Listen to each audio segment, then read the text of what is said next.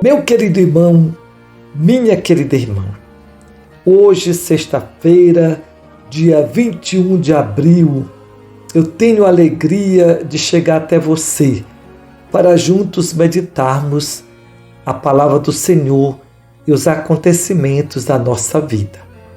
Hoje, nosso país é um feriado onde recordamos Tiradentes, este homem, esse cidadão que lutou contra a opressão dos portugueses do nosso país e custou caro porque ele acabou morrendo de forma tão trágica e a sua vida foi motivo para muitos para que acabasse com o ideal de independência, de liberdade, mas nunca se destrói o sonho de liberdade do ser humano. A violência não é capaz de destruir o sonho, o projeto de vida digna que todos nós temos dentro do nosso coração. Nós continuamos em Aparecida. A nossa Assembleia está caminhando muito bem. Temos aprofundado muitos assuntos sobre a situação do nosso país, como a igreja deve se comportar diante dessa situação onde muitas famílias estão divididas por causa da política. Como a igreja ser um instrumento de reconciliação. Também foi falado sobre as notícias enganosas que saem através das redes sociais, criando pânico na vida das pessoas. Hoje, devido a essa violência nas escolas, muita gente ainda cria pânico para pais, alunos. Diante de tudo isso, nós temos que ter o discernimento. Quando recebemos uma notícia, a gente tem que ver de onde saiu, até que ponto é verdade, e não podemos ficar reféns do medo, do pânico, porque tem muitas pessoas que querem prejudicar as outras. Infelizmente, as pessoas perderam o medo de mentir, de enganar e colocam mensagens nas redes sociais que chegam rapidamente em tantas famílias, em tantas pessoas. É preciso ter muita prudência, discernimento e cuidado com as notícias que recebemos. Vamos então agora meditar o evangelho de hoje, que é João 6, 1 a 15. Naquele tempo, Jesus foi para o outro lado do mar da Galileia, também chamado de Tiberíades. Uma grande multidão o seguia porque via os sinais que ele operava a favor dos doentes. Jesus subiu ao monte e sentou-se aí com os seus discípulos. Estava próxima a Páscoa, a festa dos judeus. Levantando os olhos e vendo que uma grande multidão estava vindo ao seu encontro, Jesus disse a Filipe: "Onde vamos comprar pão para que eles possam comer?" Disse isso para pô-lo à prova, pois ele mesmo sabia muito bem o que ia fazer. Filipe respondeu: "Nem 200 moedas de prata bastariam para dar um pedaço de pão a cada um." Um dos discípulos, André, o irmão de Simão Pedro, disse: "Está aqui um menino com 5 pães de cevada e 2 peixes. Mas o que é isso para tanta gente?" Jesus disse: "Fazei sentar as pessoas."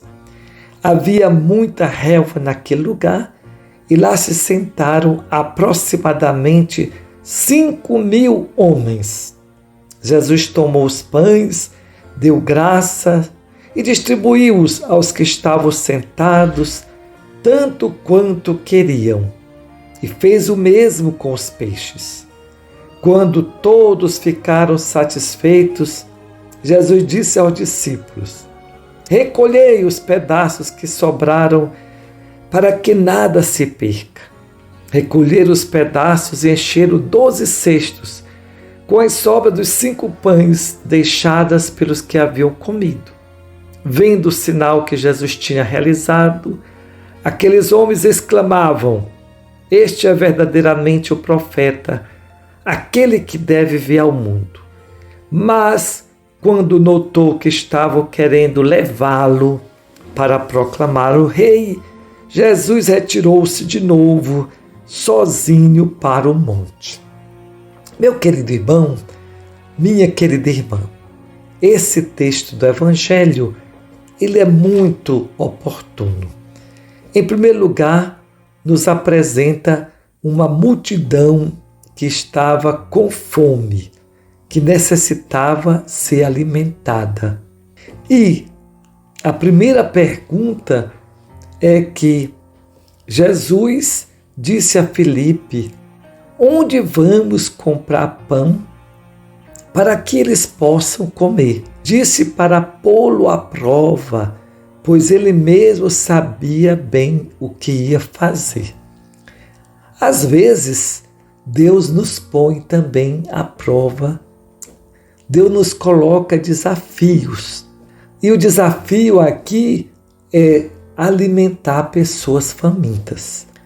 E Jesus faz questão de dizer, tomar consciência com os seus apóstolos, que a solução não está no dinheiro, não é no poder econômico que vai resolver o problema da fome. É o que nós estamos constatando. O Brasil é um grande produtor de grãos. O Brasil é um dos países que mais exporta alimentos, carne, para tantos países do mundo. Mas mesmo assim, existem milhões de brasileiros que não têm a oportunidade de se alimentar dignamente. Então, vocês estão vendo que é um problema de partilha, de organização da sociedade.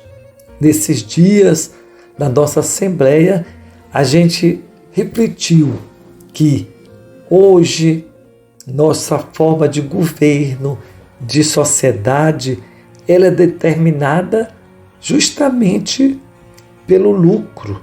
E cada vez mais essas grandes empresas, os bancos, eles têm lucros. Mesmo na pandemia, muitas pessoas tiveram vantagens, mesmo com esta crise na saúde e muitas pessoas morrendo. Então nós temos que escolher agora o caminho da organização do povo, da partilha e descobrir muitas vezes que a solução está perto de nós. Vou falar para vocês, outro dia uma amiga me trouxe umas folhas de Ora Pro Nobis e fiquei sabendo que essas folhas, elas têm muitas proteínas.